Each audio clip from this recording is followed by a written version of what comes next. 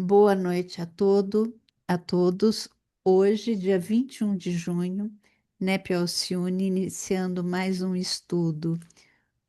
Hoje o nosso estudo é com Paulo, primeira carta aos Coríntios, capítulo 10 da primeira carta, capítulo 7, versículo 11. Versículo 12? Não, é o, 11, é o versículo 11. 11. Nosso estudo hoje é com João, que está tocando com brilhantismo a nossa carta de Paulo.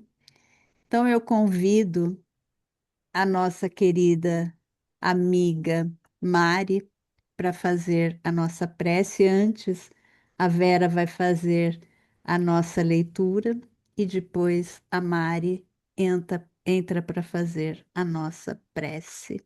Vera, querida. Vou ler aqui. Engraçado, não estou compartilhando, mas vou ler. Boa noite a todos, sejam muito bem-vindos. Eu dei uma olhada aqui nos temas e selecionei um trechinho, um capítulo do livro Escrínio de Luz. Considera a tua escolha. É um livro psicografado pelo Chico, né? Não esperes o dia de amanhã para inventariar as causas da aflição que a existência te reserva. Estamos em plena eternidade e a vida, com a justiça por fundamento, diariamente reprova nossos erros ou nos premia as boas ações. Examina a paisagem de tua luta habitual e não percas a oportunidade de reajuste. Se ofendeste o companheiro que te partilha as experiências, retifica ainda hoje o teu gesto infeliz. Se deste ouvido à suspeita delituosa, confia-te à meditação e não te enveredes no cipoal da desconfiança indébita. Se puder, se pudesses, se puseste os teus olhos sobre o mal, auxilia a tua própria retentiva a esquecer as imagens perturbadoras que não deverias procurar nem reter. Se falaste sem propósito, ferindo ou prejudicando alguém, retrocede e regenera as chagas do teu verbo impensado, terá imposto aos que te consagram atenção. Se a ociosidade tem sido a tua companheira, abandona-a ao círculo das sombras em que te comprais e busca o serviço sem delongas, para que a vida não te considere peça inútil em suas divinas engrenagens. Estabelece causas nobres de alegria e de bom ânimo, paz e otimismo, aprendendo, amando e servindo, porque o sofrimento não nos surpreende na estrada com tanta duração e com tanta intensidade conforme tenha sido o nosso esquecimento do dever que o Pai nos designou a cumprir. Ninguém precisa morrer na carne para encontrar a correção ou a recompensa do além. A Terra é o nosso lar sublime, em plena imensidade, e, dentro dela, a vida nos liberta ou nos agrilhoa, nos reconforta ou nos dilacera, de conformidade com a escolha que traçamos para nós mesmos. Emmanuel, ponto. Convido a todos e a todas para, nesse momento, deixar seus corações abertos, sua mente suavizada, colocar um sorriso no rosto e agradecer humildemente pela oportunidade desse reencontro neste horário, com tantas almas que buscam o aprendizado através do Evangelho de Paulo, a mensagem de Emmanuel, que ela possa incutir em nossos sentimentos, em nossos pensamentos, mas especialmente em nossas ações, para que assim, mestre querido, a espiritualidade desse estudo, sejamos aqueles que buscam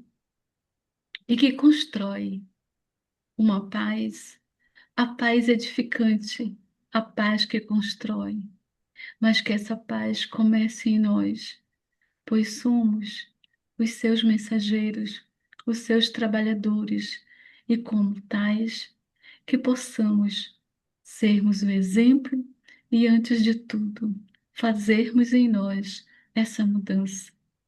Que o nosso querido amigo João seja intuído e orientado a repassar o conhecimento de modo claro, objetivo, como sempre faz, e que nossos corações estejam abertos para receber essa mensagem e essas orientações que há muitos anos Paulo deixou para nós. Se conosco, Mestre Jesus, se conosco, espiritualidade amiga, não só hoje, mas sempre, e que assim seja.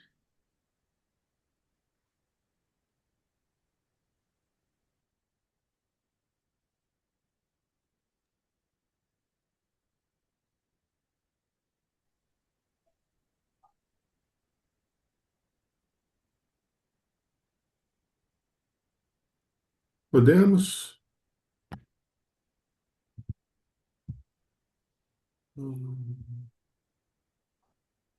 Deixa eu tentar compartilhar. Então, boa noite a todos mais uma vez. Dando continuidade ao nosso estudo da carta de Paulo, hoje, como a Silvia bem falou, estamos ainda no capítulo 7, avançando para o versículo 11, né? Deixa eu tentar compartilhar com vocês uma apresentaçãozinha mais para a gente guiar o nosso raciocínio e acompanhar as reflexões da noite. Assim que eu achar em que janela ela está. Acho que achei. Peraí. Todos estão vendo a telinha? Deixa eu tirar aqui. Isso.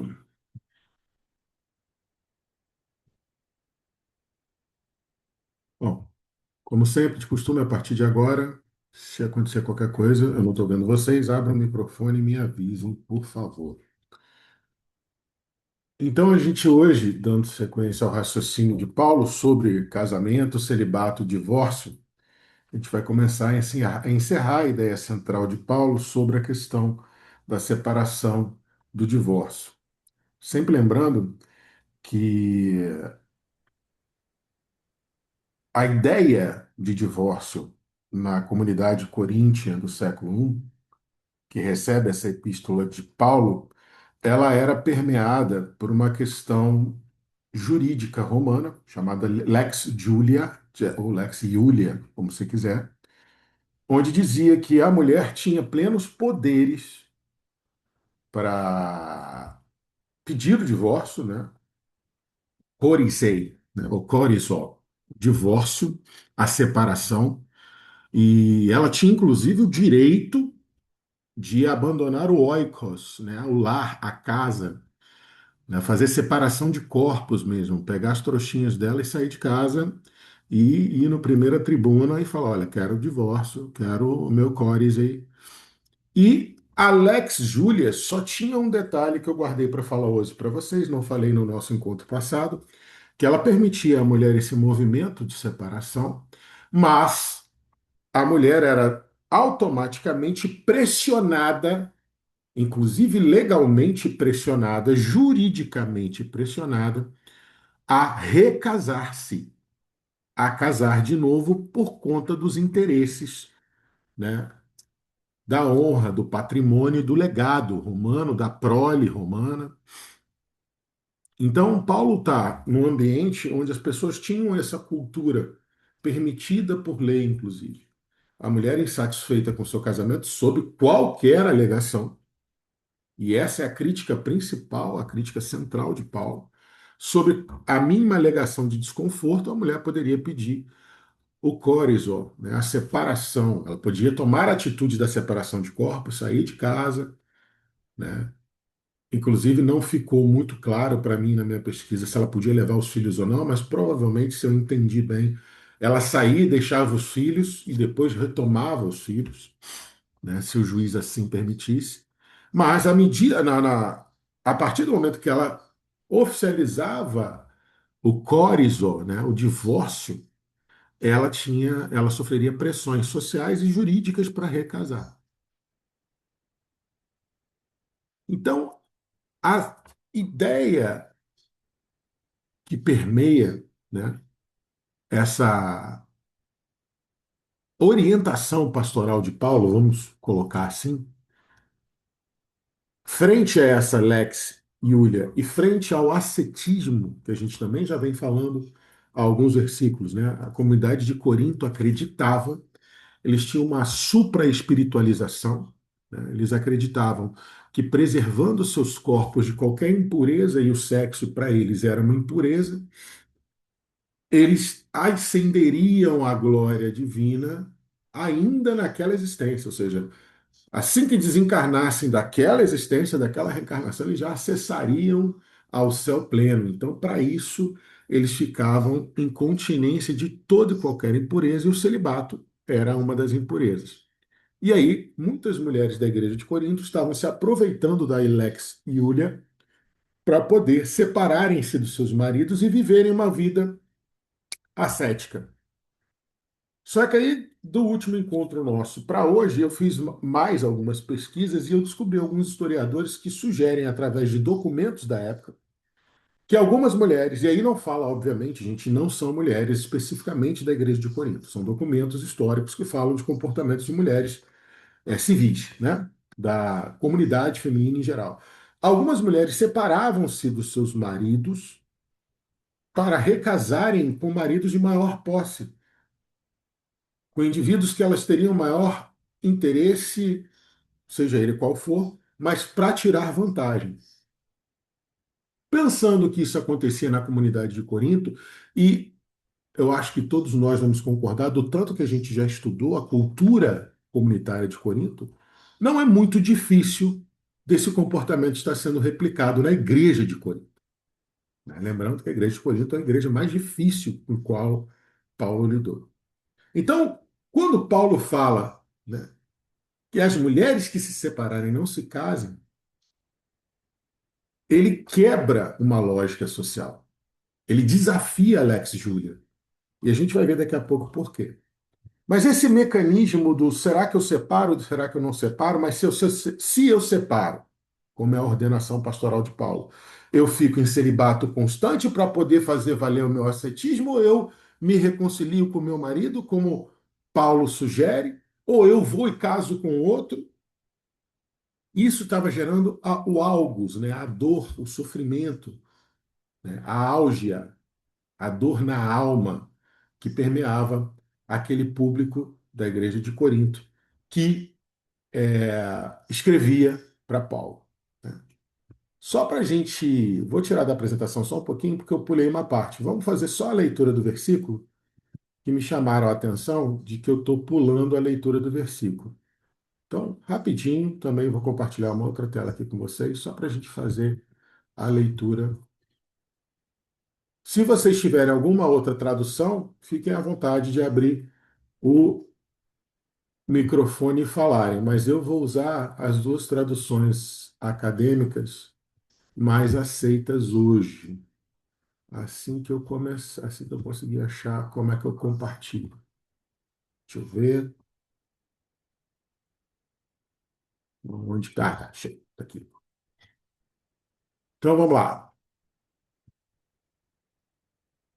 As duas traduções acadêmicas mais utilizadas e mais aceitas hoje é uma tradução no foco dinâmico formal, né? Ou seja, da tradução do grego falado, é, do grego formal, né? Os documentos jurídicos, os documentos de alta formalidade, né? E aí ficaria mais ou menos. Mas se de fato ela, a esposa, se divorciar, que permaneça sem casar ou que se reconcilie com o marido e que o marido não se divorcie da esposa.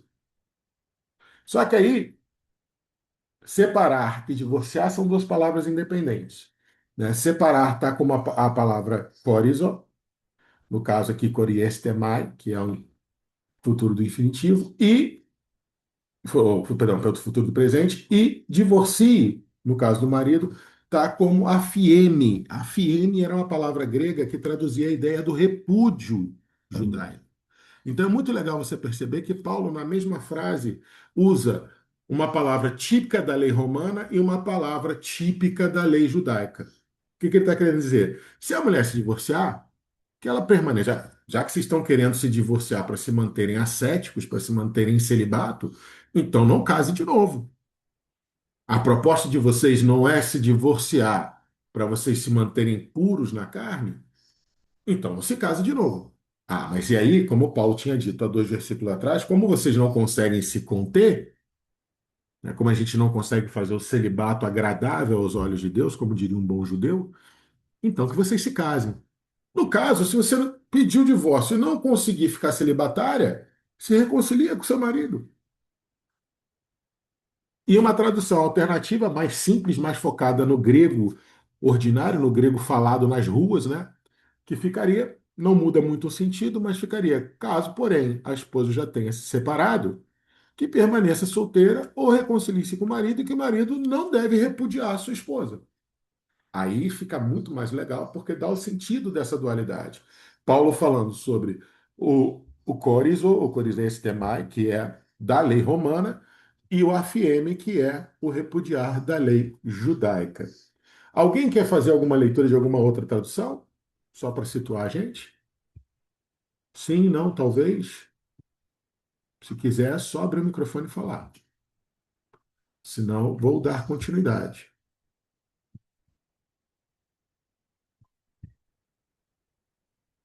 Dou-lhe uma, dou-lhe duas, dou-lhe.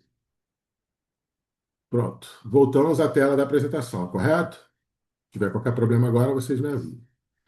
Então, eu quero só reiterar, para a gente fechar o raciocínio, que são as três esferas, né, de desafio ontológico, vamos dizer assim, desafio do princípio que está causando o problema que Paulo tinha. Uma comunidade que tinha uma legislação que favorecia ao ente feminino se separar, uma questão eclesiástica de pessoas que tinham uma visão espiritualista radical e achavam que deveriam ficar ascéticas, celibatárias, e estavam usando a lei romana para se separar, e o evangelho misturado com a legislação judaica. Lembrando, Paulo era grego de educação, judeu de formação e romano de civilização.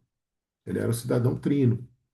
Então, ele tinha que ficar o tempo inteiro jogando com a legislação romana, com o evangelho e com a lei judaica, que ele também achava que não deveria perverter muito. E se vocês forem em Deuteronômio 24, principalmente dos versículos 1 a 4, vocês vão ver lá que Moisés fala: olha, se você casar e sua mulher não for agradável a você, dê para ela carta de repúdio, entregue ela à mão e dispense ela. E se por acaso ela casar com outro homem, e se por acaso este homem com quem ela casou der outra carta de repúdio ou vier a morrer deixando-a viúva, jamais a pegue em casamento novamente. Por quê? Porque você vai estar fazendo uma abominação, porque essa mulher, e por favor considerem o peso da fala de Moisés, eu estou só repetindo, essa mulher já passou nas mãos de outro homem e isso seria uma abominação, porque isso é o suprassumo da impureza. Falou Moisés para o seu povo. Já Paulo fala: não, peraí. Fica sem casar, minha filha, de novo, justamente para você ter a oportunidade de se reconciliar com seu marido, sem ter problemas interpretativos da lei judaica. Ele também aplicava o conceito da lei judaica, que ele achava uma lei muito superior à lei romana. Né? Paulo Estevão ele chega a falar isso sumariamente. A lei de Moisés ainda é a mais superior abaixo do Evangelho. Querendo dizer que a lei de Moisés era superior à lei romana e à lei grega. Então, são essas três esferas de desafio que Paulo vai lidar nesse único versículo de hoje, né? E aí, se você for na questão 940 lá do Livro dos Espíritos, quando Kardec pergunta sobre, né, as uniões infelizes, e eu vou ler a pergunta na íntegra para vocês, Kardec pergunta: não constitui igualmente fonte de dissabores, tanto mais amargos quanto envenenam toda a existência, a falta de simpatia entre seres destinados a viverem juntos? Ou seja, Kardec perguntando assim: não é uma fonte de amargor, né? De seres que se conseguiram, né, ou foram levados, ou na época de Kardec ainda poderia se usar, foram obrigados a viverem juntos? Ainda havia muito casamento por interesse na época de Kardec, e lembre-se, na época de Kardec, o casamento ainda era indissolúvel, ou seja, casou é para sempre. Kardec pergunta assim: não é muito amargo, né? As pessoas que não têm empatia, ou seja, as pessoas antipáticas, serem obrigadas, né, a viverem juntos, serem destinadas a viverem juntos? O Espírito da Verdade fala: nossa, é muito amargo, sim, mas preste atenção.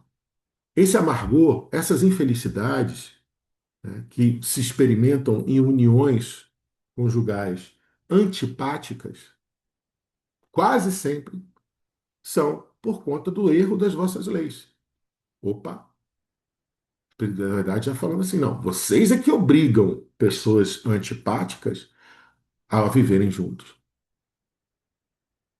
E aí ele dá um tapaço de luva de pelica que eu confesso para vocês que eu já li essa questão outras vezes, mas nunca tinha visto por esse ângulo. Ele ainda vira para Kardec e fala assim: por acaso você realmente acredita que Deus vai te obrigar, vai te constranger, vai te oprimir a permanecer junto daqueles que desagradam? E aí ele dá, eu botei aí sinteticamente, mas depois eu me arrependi, porque ele fala: isso tudo é consequência dos seus orgulhos, dos seus preconceitos, porque nós escolhemos mal os parceiros. Nós temos expectativas mais materializadas do que espiritualizadas de um casamento, de uma união conjugal. E Emmanuel lembra a gente muito bem que essas expectativas, elas caem com o tempo. Essas fantasias da paixão, do patos, elas se desfazem com o tempo. Elas são extremamente perecíveis. E vão ficando as realidades que nem sempre você, num primeiro momento, tem condição de lidar. Mas o que eu quero chamar a atenção, e a gente vai debater isso um pouquinho melhor lá na frente, é que o próprio Espírito da Verdade está falando. As suas convenções, as nossas convenções, né? O Espírito da Verdade fala assim: nossas convenções sociais, os nossos preconceitos, as nossas escolhas feitas inadvertidamente, sem consulta com a sabedoria divina, é que geram esses sofrimentos. Mas vou repetir a frase central da resposta. Deus não constrange ninguém a permanecer junto sendo infelizes. Deus não quer a infelicidade na união. Obviamente, ele quer o quê? Que nós nos aprimoremos em sabedoria e exercitemos a caridade com mais praxis, mistério e excelência e perfeição, dentro dos limites da nossa imperfeição, dentro dos limites da nossa humanidade, a favor da reconciliação, da restauração. Mas o primeiro passo é a gente lembrar: Deus não quer de maneira nenhuma a permanência de dois espíritos sendo infelizes e tornando um ao outro infeliz. Primeiro ponto. Só para a gente lembrar, repetindo o que eu já falei no início, Paulo de Tarso tinha formação judaica, instrução grega e da escola estoica principalmente, e cidadania romana. Escreveu essa epístola para responder uma questão que é da igreja de Corinto, por isso que ele começa o capítulo 7 dizendo: sobre aquilo que vocês falam, que melhor seria se o homem não tocasse em mulher, é toda essa questão do ascetismo. O capítulo 7 ele é inteiro Paulo debatendo com eles como eles deveriam raciocinar sobre essa questão desse ascetismo, dessa hiperespiritualização, essa ortodoxia religiosa que achava que privar o corpo de toda e qualquer impureza, e lembrem-se, impureza segundo a interpretação deles, porque Paulo faz menção em Gênesis e fala para a gente, o próprio Deus, né, nos legou a sexualidade. Então não tem nada de impuro nisso. A única coisa impura é o olho mau do próprio espírito reencarnado. Mas como eu falei, Paulo escreve para uma população, para uma audiência, para um público dividido entre Alex e Yulia, entre o ascetismo religioso e a percepção lúcida do Evangelho. Lembrando, vou repetir aqui, que havia, e isso eu deixei para falar hoje, havia também uma suspeita de mulheres se divorciando sob o preceito desse ascetismo, né? E recasando com interesses materiais diversos, né? Vendo mais vantagem numa outra parceria, né? E aí vale a gente lembrar o que fala lá na questão 697 do Livro dos Espíritos, que existem dois tipos de união, né? E não adianta a gente querer forçar isso. Existe aquela união que ela é realmente alicerçada, alicerçada nos interesses mais materiais, onde você pode ter, sim, décadas de empatia, de satisfação no convívio, mas essas uniões, frente frente aos dissabores inevitáveis da vida material, vamos dizer assim, cairão por terra. E muitas das vezes se transformam na antipatia, na infelicidade, na opressão que a gente vê em tantos relacionamentos. E aí a indissolubilidade civil, legal, jurídica, que Kardec experimentava na época dele, é criticada pelo Espírito da Verdade, dizendo é uma lei atrasada, que não está em consonância com a lei divina, com a lei de justiça, amor e caridade. Mas a gente começa a fazer a confusão sobre esse assunto quando a gente começa a esquecer que existe uma outra indissolubilidade que rege os nossos débitos uns para com os outros. Existe a indissolubilidade da minha dívida para com você. E vocês vão ver ali na frente, Emmanuel faz numa das lições dele, que eu não vou saber citar agora, mas depois eu coloco lá no grupo, que ele compara os casais que se divorciam como vagões que são abandonados nos trilhos. E ele faz uma analogia lindíssima. Os trilhos do trem são como a nossa história reencarnatória, o planeta Terra, a nossa escola de regeneração, nossa escola de provação e de expiação. E os vagões são os entes, né? São os atores. E você pode abandonar um vagão no trilho, mas mais cedo ou mais tarde, aquele vagão vai ter que ser retirado dali. Não dá para ele ficar eternamente no trilho. Não tem lógica um vagão ficar parado eternamente no trilho. Essa indissolubilidade moral de resgate e de restauração, essa é inexorável. Essa nós temos que cumprir. E por isso que vocês vão chegar à mesma conclusão que eu cheguei fatalmente no final desse estudo, dessa reflexão, de que, e a gente até introduziu isso no nosso encontro passado, de que divorciando ou permanecendo no relacionamento, o que realmente importa é não sermos hipócritas com a nossa crença e o nosso nível de entendimento da lei divina. O que não pode é você escolher um ou outro, se arrepender e não querer voltar atrás, e não querer se corrigir, e não querer se aprimorar. E Paulo usa uma palavra que a gente vai ver daqui a pouco que especifica muito bem essa ideia. Então vamos lá. Como eu falei para vocês, corizó, ou corizó, ou corizestemai, como é nesse versículo, é uma palavra que significa literalmente separação, né? Mas eu não sei se eu frisei isso no encontro passado, se eu não frisei, vocês me perdoem que eu vou frisar agora, que apesar de ser uma ideia da mulher que se separa carnalmente daquela mulher que abandona os acórdãos, né, os acordos conjugais, abandonando o seu oikos, o seu lar, apesar do significado cultural dela ser esse, é uma palavra usada plenamente na justiça, na legislação romana.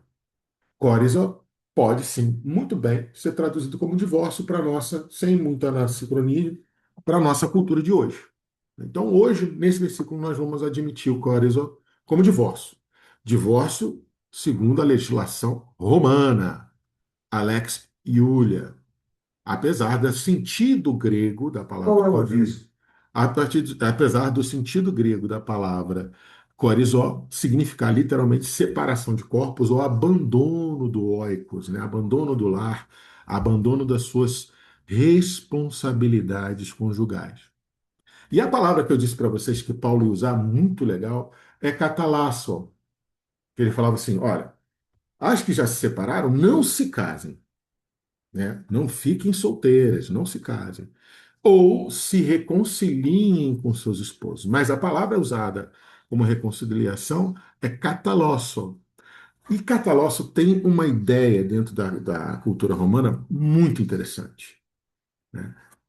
Ela quer dizer assim, reconciliar, quando a gente latinizou a Bíblia, ficou legal traduzir como reconciliar, mas o sentido originário dela no grego é você se reaproximar desde que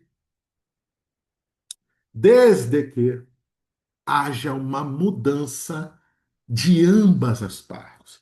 Catalosso no grego originário é uma palavra que era usada para igualar moedas. Era um processo de conversão, de câmbio. Essa moeda equivale a tanto dessa, para igualar valores monetários, que depois foi absorvida com essa ideia de reconciliação desde que ambas as partes envolvidas no relacionamento mudassem, se melhorassem.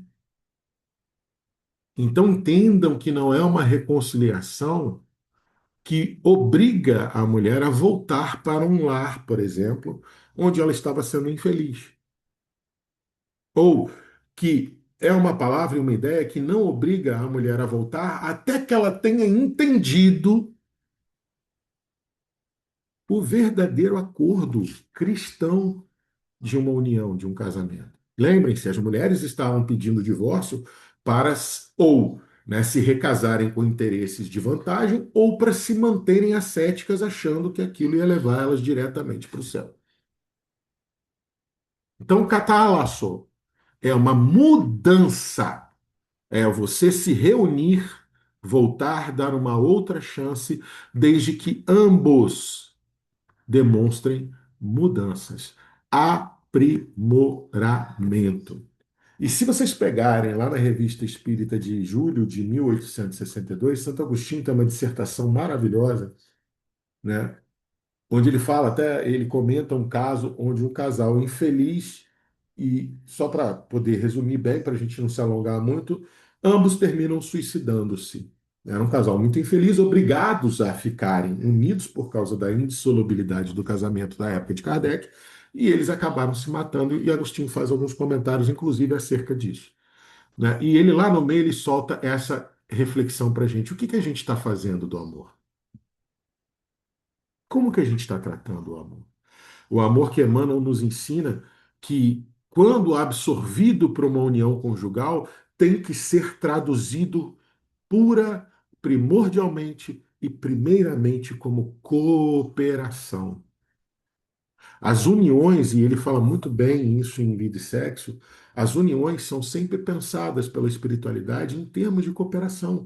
São dois espíritos que se unem para vivenciar os fenômenos da carne integralmente, no intuito de, no intuito de cooperarem uns com os outros.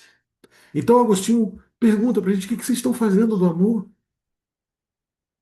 Vocês reduziram esse amor a um peso de um cilindro de metal? E eu fui no francês original, pode ser também traduzido como uma argola de metal. Então, ele está querendo dizer assim: vocês estão reduzindo o amor a uma aliança, a uma joia, a um artefato. Vocês estão jogando o amor numa balança. E esse amor, em vez de reinar no mundo, ele está se tornando escravo. Escravo de quê? Dos interesses materiais, escravo de tudo aquilo que só envenena o amor. De um laço sagrado, fala Agostinho. Vossos costumes, vossas costuras, nossos interesses escusos e a nossa ignorância da lei de vida, da lei divina, fez do amor uma corrente de ferro, cujos elos esmagam e matam aqueles que não nasceram para serem acorrentados. Santo Agostinho está falando, não sou eu. Então, a estrutura do casamento, fica aqui uma reflexão sobre isso. A estrutura do casamento, se ela não for estruturada no acordo entre os espíritos que hão de se casar, de maneira a respeitarem as leis divinas, se a gente não dissolver nas nossas uniões as convencionalidades sociais que só amarguram o casamento, se nós trouxermos para dentro do nosso oikos, para dentro do nosso lar, para dentro dessa união, os preconceitos que o mundo dita e nos impõe, o amor vai se tornar essa corrente de ferro que Agostinho fala,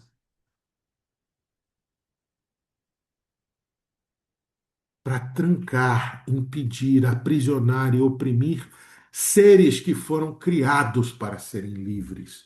Nós somos espíritos imortais. Nós somos criados para sermos livres. E, lógico, Emmanuel lembra bem, a liberdade, parafraseando os filósofos existencialistas, Emmanuel fala: liberdade é cumprir o seu dever. Não existe outra liberdade possível. Agora, de maneira nenhuma nós fomos criados para sermos aprisionados pelo peso da ignorância da lei divina que o mundo ainda carrega. Nós não fomos feitos um para os outros para que nós nos façamos sofrer. Isso não. Não é esse o aspecto da lei divina. E aí, trazendo um pouco as camadas de interpretação do Pardês, né? Eu quero fazer uma análise específica do permaneça solteira ou não se case mais do versículo, né? Você pode fazer, e dentro da lógica judaica, vamos botar até um paralelo entre a lógica judaica e a lógica da comunidade helênica de Corinto, né? Que Corinto também tinha muito da cultura grega, mas era sobrepujada pela cultura romana, sem dúvida. O não se casar era uma afronta a Alex e Yulia. Como assim não vai se casar? Claro que vai se casar. A mulher pode desquitar quantas vezes quiser, mas ela tem que se recasar, porque ela tem que dar filhos para Roma. Ela tem que somar patrimônio. Essa era a lógica do Alex e Júlia. Enquanto o judeu fala assim: não, a mulher desquitou, tudo bem. Não é o ideal, mas a gente até faz vista grossa, falaria um judeu da época. Agora, se ela se casar de novo, aí não. Aí vira bagunça, não pode. Vai que acontece algum problema, porque se ela já não conseguiu ficar com o primeiro cara, quem garante que ela vai ficar com o segundo? Se o segundo vai querer, que o segundo não vai dar carta de repúdio para ela, aí ela vai querer voltar para o primeiro e não pode. Moisés falou que não pode. E aí vem o conselho sábio de Paulo. Não, se você quer se desquitar, eu preferia que você não se desquitasse, muito menos por esse motivo ortodoxo, beirando quase uma alucinação que vocês estão tendo. Mas se não tiver jeito e você desquitar, não case de novo. Não, não, não case de novo. Já era Paulo profetizando, porque provavelmente você vai querer voltar para o seu primeiro marido por algum motivo. E aí o raciocínio de Paulo, tá? E não sou eu que estou falando esse raciocínio dele. Vários estudiosos do pensamento e da teologia paulina concordam que provavelmente era isso que ele estava dizendo. Não faça isso, não case de novo. Espera um pouquinho, espera um pouquinho. Se mantenha celibatária. Até porque Nesse caso, voluntariamente e respeitosamente ao seu corpo, você se manter celibatário ou celibatária faz com que você repense muita coisa na sua vida.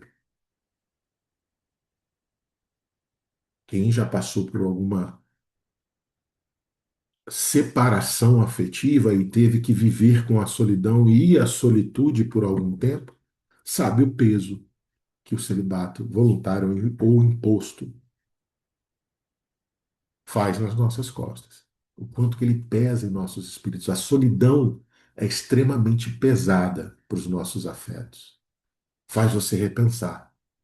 Poxa, mas se eu tivesse feito desse jeito? Poxa, mas se eu tivesse dado mais essa chance? Poxa, mas se, poxa, mas se, mas se, mas se. Então, o nível do Darash, no nível da aplicação ética, da alusão, da percepção do que Paulo está falando, o celibato é uma forma de você parar tudo e repensar o seu ser. Repensar o seu entendimento da lei divina nas associações, nos agenciamentos, nas uniões afetivas.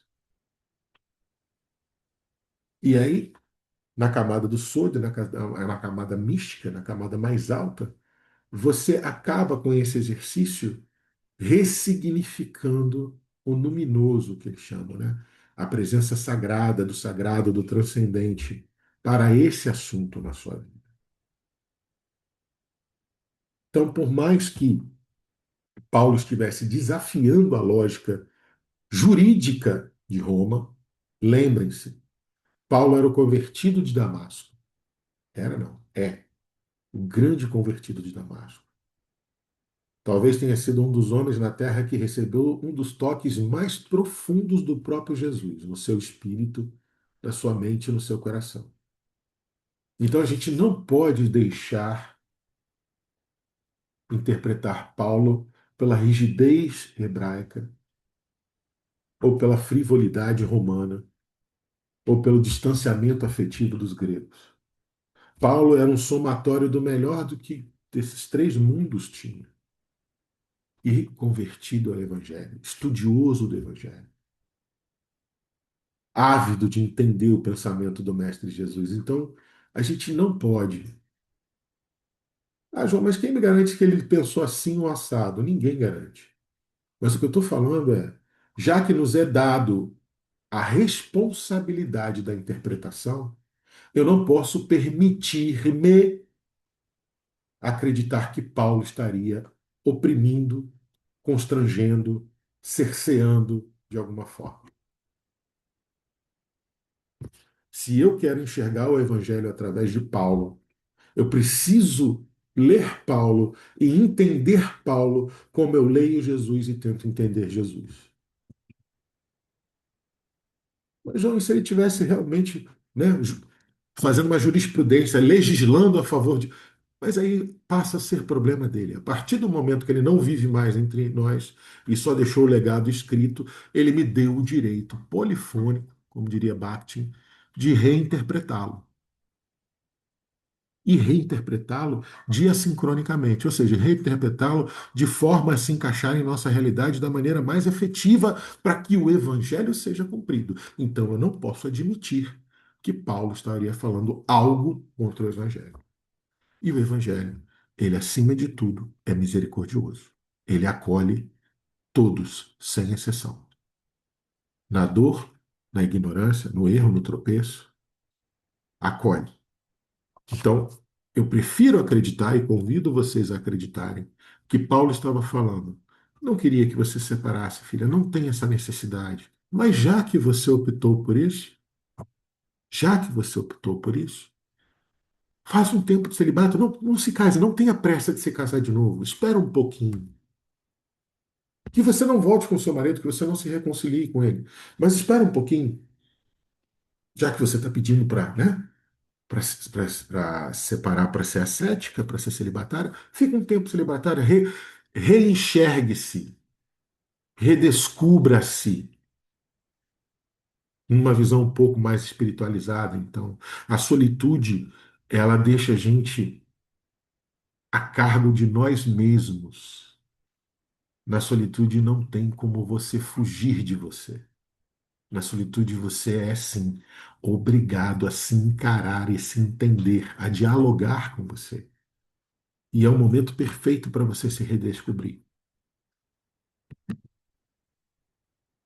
Lembrando que o Livro dos Espíritos, lá na questão 699, lembra para a gente, né, sobre essa questão do celibato, porque muita gente pode estar pensando agora assim, mas, João, o Livro dos Espíritos fala que o celibato é um ato de egoísmo. Ok, fala. Mas também fala, quando Kardec pergunta, mas não tem gente que é celibatária para poder realmente servir legitimamente ao bem? Até onde se sabe, vou repetir uma coisa que eu já falei aqui, até onde se sabe, Chico, Divaldo foram celibatários. Madre Teresa de Calcutá foi celibatária, até onde se sabe. E se foram?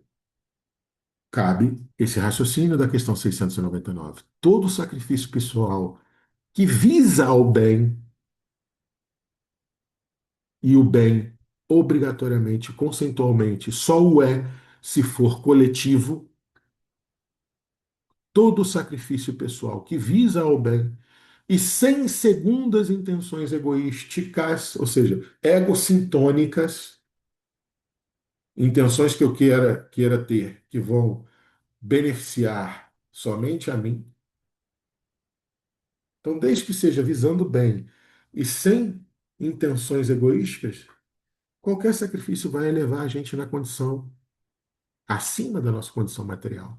Qualquer um desses sacrifícios que seja despretensiosos e a favor da maioria vai nos trazer uma noção mais lúcida do que é a vida espiritual. Espiritual. E é sobre esse momento de celibato que Paulo fala. João, só E um aí, minutinho. pode A falar. Juliette. Juliette está com a mão levantada já tem um Pode tempo. falar, Juliette. Não, quando for assim, pode abrir o microfone e me interromper, gente, por favor. Pode falar, Ju. Oi, meu amigo, tudo E bem? Como aí, vai bom, você? amigo? Bom, e você? Eu estava refletindo aqui sobre o que você estava falando sobre a ótica de Paulo sobre, do amor, né? E Sim. esses conselhos que ele dava. Uhum. Sabemos nós que Paulo era alguém fora da curva completamente, principalmente dentro daquela sociedade de Corinto. Ali, então, ele estava totalmente fora da curva real. E ele vinha, toda a vivência dele, que é a maior parte da vida dele, até aquele momento, pelo menos, no judaísmo, dava a ele, e toda a experiência que ele teve com Abigail, né, deu a ele uma sensação de amor que suplantava aquilo que ele via nas andanças dele, nas viagens dele, em tudo. Porque se você encarar o silêncio dele a respeito, porque se não fosse Emmanuel jamais saberíamos, né? Porque ele jamais tocava no assunto. Sim, Ele tinha isso introjectado dentro dele como algo tão precioso que para ele o amor entre o homem e uma mulher era precioso. Era o mais próximo que ele conhecia de Deus, do sim, amor que Jesus tinha por ele. sim, E ele configurava isso em palavras, com uma tentativa, eu imagino aqui na minha mente, que ele tentava não agredir as pessoas, dizendo: gente, vocês não sabem o que é amor e pronto. sim, sim, sim, Simples, porque era a vontade, no fundo, do Paulo que a gente conhece, era essa. Olha só, gente, vocês não sim. estão sabendo de nada. Amor não é isso aí que vocês estão falando. É, isso aí. Não é. Então ele estava tentando colocar o amor dele, que ele queria explicar, nessas palavras para uma sociedade que nunca sentiu o que ele sentiu. Sim, E aí vocês imaginam ele tentando explicar o que ele sentia por Abigail para um casal onde uma mulher se separava de um homem, como você falou, porque visava um casamento mais mais, Vantajoso.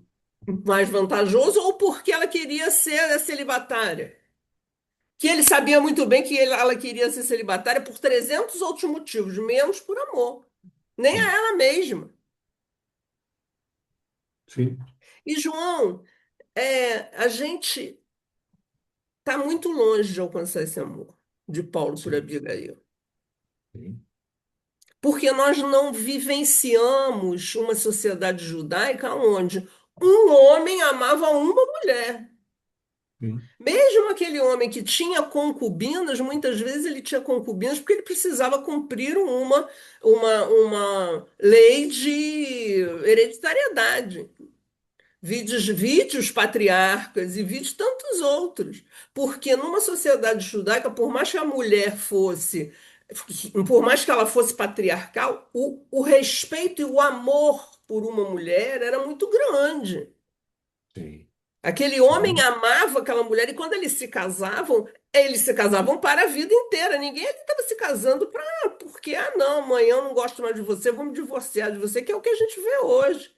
E há tantos anos da nossa sociedade, eu vou casar assim, porque qualquer coisa eu me separo. Não é assim? sim, Banalizou-se o amor. E era exatamente para essa sociedade como a nossa de hoje que Paulo está falando. sim, sem dúvida. Quando a gente vai E ler sobre Alex Julia, Juliette, a gente vê que era uma banalização mesmo. era banalização, ainda mais uma sociedade romana, João.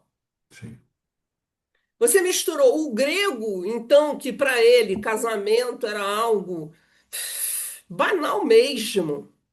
O romano ainda tinha um valor jurídico, um peso jurídico, como tudo que ele fazia, ele pesava juridicamente aquela relação. sim, Então ele tinha ali meandros jurídicos e tal. Misturou uma com a outra, não era nem um terço do que Paulo estava acostumado a vivenciar lá numa sociedade judaica, aonde aquele sentimento existia. sim, Por quê? Porque eles conheciam o amor de um Deus único. Então eles eram capazes de saber o que era amar uma mulher e amar, ou amar um homem, amar um parceiro, sim, enquanto que os outros não. E é mais ou menos por aí. Se você é capaz de reconhecer o amor de Deus, você é capaz de amar outro ser humano como aquele que vai viver com você pela vida toda, respeitando a individualidade desse outro ser. sim, É uma sociedade que conhece 300 mil deuses, que não conhece esse relacionamento único entre alguém invisível que é capaz de te amar profundamente, vai conseguir fazer isso com relação a outro ser humano, gente. sim. Entende? É o que eu imagino que passava na cabeça de Paulo, ali, naquele Muito momento, provavelmente era isso, sim. Era algo não bem é? parecido com isso, sim. Sim, sim, E sim. aí o celibato, ele estava tentando dizer para essa mulher o quê? Minha querida, olha só, se você sair por aí casando, a sua situação só vai piorar. Por quê? Porque nessa sociedade, você é a última da última da última da última. Então fica na sua. É, Reflita, pense, purifique-se, porque todo o pensamento de Paulo ele não usa a palavra purificação, mas está voltado para a purificação do espírito, né? sim, Purifique-se para que você possa novamente viver. Aí, se você quiser se casar de novo, você casa com outra pessoa, com o mesmo, volte para o seu marido, não volte, fixe, enfim. E por concordo com isso, você sobre o celibato, a ideia do celibato é exatamente isso. Se você buscar na história da humanidade, mesmo aqueles que foram celibatários por adentrarem, né, a igreja, eles tinham no celibato uma busca por si mesmos, sim. né? Não era uma regra pura e simplesmente. Não era uma fuga, né, Juliette? Era um Não, instrumento, era uma era instrumentalização. um instrumento também, vamos usar a mesma palavra, de purificação. E outra coisa, se você prestar diante do sagrado, você precisa estar puro, certo? Sim, sim, sim, Então, para o celibato te traz uma purificação no sentido de que o meu amor por Deus não vai receber concorrência. Ele é totalmente vertical. Sim. Porque no E, momento que a gente se relaciona, a gente ama diferentemente, concorda comigo? Porque você ama diferente claro, seu amigo, sim. você ama diferente seu filho, você ama diferente. Agora, para você atingir o amor de Deus, que é totalmente igual, você não pode ter o principal dos amores, que é o seu parceiro. Sim. Essa foi Obrigada. a minha É, reflexão. obrigada, querida. Obrigada a você, Magda. Um beijo. Mais alguém? Não? Vou continuar, hein? Então, só para a gente até reforçar um pouco a fala da Juliette, né, é preciso, e esse é um dos exercícios principais que a gente tem que fazer, né, é a polifonia, né, ou dialética, que trazida pelo pensador russo Bakhtin, Mikhail Bakhtin, que ele diz para a gente precisa enxergar a narrativa pela ótica de todos os atores envolvidos, todos, todos, todos. E mesmo assim, ter a narrativa inconclusiva, ou seja, no processo de entender as vozes daquela narrativa, cada personagem daquela história, você vai aprender coisas sobre você, vai aprender coisas sobre o mundo, vai ressignificar coisas, mas a narrativa nunca está concluída, porque senão ela se torna um monologismo. Alguém vai ter que pegar a interpretação e trazer para si. E aí, como Pedro nos ensina na sua segunda carta, nenhum aspecto das Escrituras é de particular interpretação. Então, o exercício das Escrituras é você realmente ver. E aí, vamos nos colocar no lugar da sociedade romana. Por que tinha que ter Alex Júlia? O que eles ganhavam? O que o ser ganhava? O que será que tinha na Alex Júlia que poderia ser, quem sabe, alinhado com a lei divina e eu não estou vendo? Estou vendo Alex Júlia só com o meu olho mau. É você exercitar o olho bom em todos os artifícios da narrativa. Se a gente conseguir fazer esse exercício, a gente consegue entender muito mais e muito melhor a beleza desses ensinamentos das Escrituras, né? Até porque, lembrando a questão 939, tem dois tipos de afeição, né? A gente só está reiterando. Tem a afeição do corpo e tem a afeição do espírito. A do corpo é transitória, em algum momento vai se desfazer e provavelmente aqueles dois indivíduos vão até se odiar por algum tempo, por estarem insatisfeitos. E a do espírito, que é imperecível, é eterna. O amor entre os espíritos não retroage. Já falei isso aqui mais uma vez.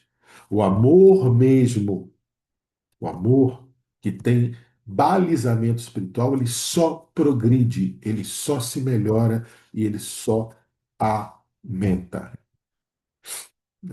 E fazendo esse exercício polifônico também, a gente tem outra coisa que a gente tem que introjetar na nossa interpretação das escrituras. Eu venho repetindo isso há algum tempo, porque hoje é o que a ciência mais pede para a gente ter atenção na hora de estudar a espiritualidade, estudar a religião, né? Mas eu só vou repetir rapidamente o discurso que eu tive agora há pouco. Não é possível aceitar que Paulo quisesse, de alguma forma, cessear, oprimir, restringir, punir, castigar, ameaçar. Não. Isso é o que a gente chama de coping religioso negativo e gera a neurose eclesiose. É você pensar de que, de alguma forma, Deus pode ser mal com você. É necessário que a gente abandone, desconstrua qualquer possibilidade desse olhar, qualquer resquício de olho mau sobre as Escrituras. A gente precisa aprender a ler as Escrituras como algo que é misericordioso, redentor, restaurador, restaurador, ético, sem culpa, que não te leva à culpa. O coping negativo te leva à culpa. O coping positivo te leva ao arrependimento. E o arrependimento é o primeiro passo para você corrigir qualquer erro. Tá lá, Kardec fala isso em Céu e Inferno. Ainda na Revista Espírita de julho de 62, ainda nesse caso do casal, que por infelicidade acabaram os dois se matando, Kardec faz um comentário no final. Teria sido o espiritismo um remédio eficaz no caso desses jovens que se mataram por insatisfação pura de um casamento, e eram jovens, recém-casados? Teria prevenido o suicídio? Sem dúvida. Teria dado a esses dois a confiança no futuro. Quiçá, quem sabe, se o Espiritismo não tivesse chegado até eles, se o ensino evangélico ético tivesse chegado até eles, quem sabe eles não teriam mudado até a afeição de um para o outro. Quem sabe eles não teriam entendido o propósito daquela união e dado-se um ao outro tempo de se conhecerem e, quem sabe, tempo de aprenderem a se apaixonar, a se amar, a se respeitar. Porque Emmanuel lembra, amor, e eu vou repetir, amor é primordialmente, imprescindivelmente e primeiramente cooperação. Se não houver cooperação, nada do que vier depois disso pode de alguma forma vir a ser amor. Então, o que que a gente chega à conclusão nesse estudo? Todos nós temos resquícios de Corinto dentro de nós. Cada um de nós é um coríntium mais ou menos esclarecido do Evangelho. Mas todos nós trazemos as mazelas de Coríntio dentro da gente. Mas a gente veio hoje aqui desconstruindo essa opressão, desconstruindo as percepções errôneas e inapropriadas da interpretação das Escrituras, e fomos criando esse leme neurológico para que a gente aprenda a ouvir as vozes do texto, não se prenda a preconceitos, não se prenda, e preconceitos no sentido literal, pré-conceitos. Não vá às Escrituras com conceitos já formatados. Vá à Escritura com ouvidos abertos e coração limpo para aprender aquilo que você ainda não tinha visto. E aí sim você vai estar pronto para começar a sua reforma íntima, né? Se a luz da verdade houver penetrado sua alma, ela aurirá consolo em sua fé no futuro. Do resto, à medida que os preconceitos se enfraquecerem, as causas dessas desgraças íntimas também desaparecerão. Finalzinho da resposta da questão 940. Ou seja, a maioria das coisas que atrapalham a nossa convivência e o casamento, o relacionamento afetivo de qualquer sorte, não é diferente, é os nossos preconceitos, os nossos egoísmos, a nossa preguiça de exercitar legitimamente a lei de Deus uns para com os outros. E aí, vou deixar a gente com mais uma frase de Agostinho. Quem me conhece sabe que eu sou fã incondicional de Santo Agostinho, também na Revista Espírita de julho de 72, né? Quando ele diz para a gente: mas o tempo marcha e soará a grande hora, na qual podereis todos viver a verdadeira vida, que é a vida do coração. Santo Agostinho, né, gente? Maravilhoso. E agora, meus irmãos, minhas irmãs, queridos, queridas, deixo com vocês para vocês ampliarem a nossa reflexão de hoje.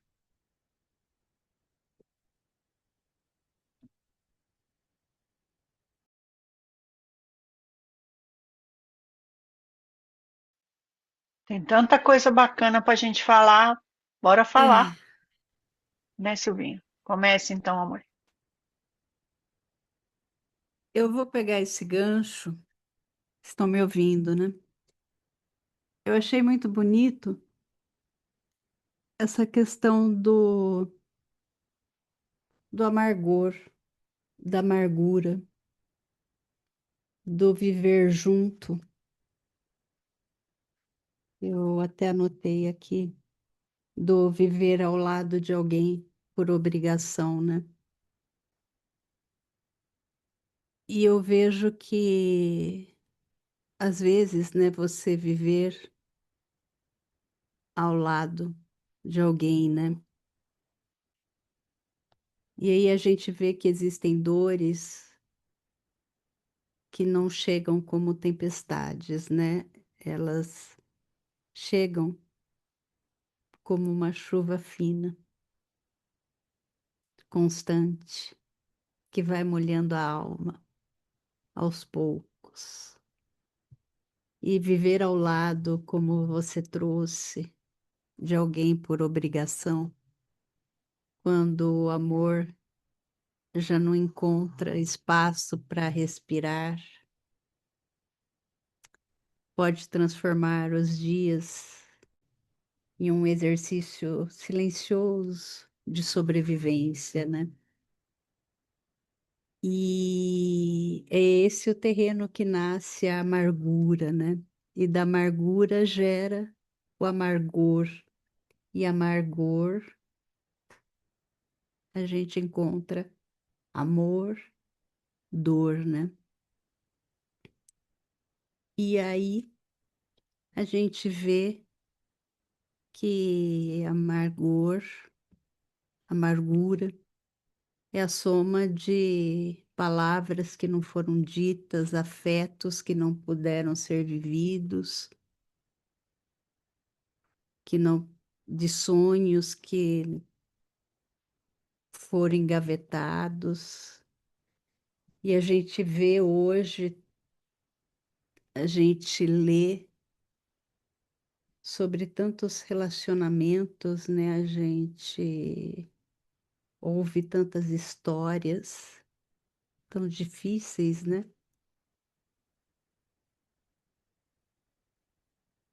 E então a gente pensa tanto, né, da importância da gente se amar. Por isso que a gente não pode nos permitir a viver em amargura, a viver com amargor, em sofrimento e viver com realmente com quem nos faz bem, né? E por isso o Evangelho nos convida também a suportar a vida, a preservar a nossa alma. E a gente percebe que há pessoas que permanecem em situações difíceis por amor. A gente percebe pessoas em responsabilidades ou em circunstâncias que somente Deus conhece, né? Mas nenhuma circunstância deve ser permitida a ponto de destruir a fonte de vida. Cristo jamais glorificou o sofrimento pelo sofrimento, né? Então, a proposta sempre foi a libertação da consciência, a restauração do ser e a sua preservação da dignidade. Tem uma coisa que eu queria compartilhar, um pensamento, compartilhar com todos nós, que é o seguinte. O João falou do se, né? Se eu tivesse, se eu não tivesse, se eu fosse, se eu fosse. Então, o se não existe. O se é um grande atavismo para a nossa vida e o se é um grande retrocesso para a nossa caminhada. Então, todas as vezes que a gente pensar em algo que a gente tenha feito e a gente não olhe com condescendência conosco, a gente vai ter que se lembrar disso, né? Porque se Paulo tivesse pensado assim, ele não teria caminhado. Uma outra questão é assim: o Saulo, quando iniciou a sua trajetória como Paulo, era um Paulo muito diferente daquele que disse que não sou eu mais quem vive, mas o Cristo que vive em mim. Então a gente também tem que olhar a trajetória do que esse ser veio para falar. Ele era e foi o vaso escolhido que disse: Senhor, o que queres que eu faça? Né? Então aí a gente volta para o guia e modelo. Assim sendo, eu vim para os doentes e não para os sãos. Aquela sociedade estava profundamente adoecida naquilo que era a essência. A essência, como até hoje assim o é, é a vivência, a experiência do amor. Que aí, em grego, a gente fala várias graduações ou gradações do amor, tá certo? Mas a ideia é a seguinte: ah, é possível, e o olhar de Paulo na experiência que teve, né? A Juliette estava falando da experiência dele com a Abigail. Eu acho que houve outros tantos ali que viveram. Mas existe uma coisa que a gente também tem que levar em consideração, que Paulo viveu e todos viveram. Todos, absolutamente. Vamos pegar alguns exemplos que são interessantes do Evangelho. Quando Jesus estava com os discípulos ainda, eles foram apedrejados, eles foram maltratados, eles foram repudiados, certo ou não? Aí Jesus, ele volta para a pátria. E o que acontece com os discípulos? Se tornam apóstolos na autoconfiança, porque vivenciaram profundamente o amor. E aí o que acontece com as comunidades que eles ali estão? Queriam ficar à sombra de Pedro para ser curado, porque ali o milagre estava acontecendo. Por que será isso? Então, quando a gente fala da passagem de Paulo, em todos os momentos, a gente tem que se lembrar disso, mas a gente tem que trazer isso para agora, porque senão não adianta, não. A gente tem que viver isso profundamente, porque senão não adianta. Culpa e remorso é um enorme atavismo, né? Da mesma forma que os ressentimentos. À época, existia uma dificuldade, como existe hoje. Sabe qual? Existe uma diferença entre peregrino e andarilho. O andarilho é completamente perdido, não sabe para onde vai. O peregrino tem uma meta e um objetivo a seguir. Uma sociedade onde se encontrava perdida precisava de alguém que Jesus escolheu, porque sabia o que iria acontecer, que fosse firme, amoroso e ao mesmo tempo disciplinado para poder ali atuar. E a gente tem que começar a aprender isso também. Essa que é a questão. Então, a partir de agora, a gente não vai olhar para trás e vai pensar no cis, que a gente deixou ou fez diferente. A gente vai pensar no agora para construir um quando que é o melhor de nós. Porque é isso que Jesus espera de cada um.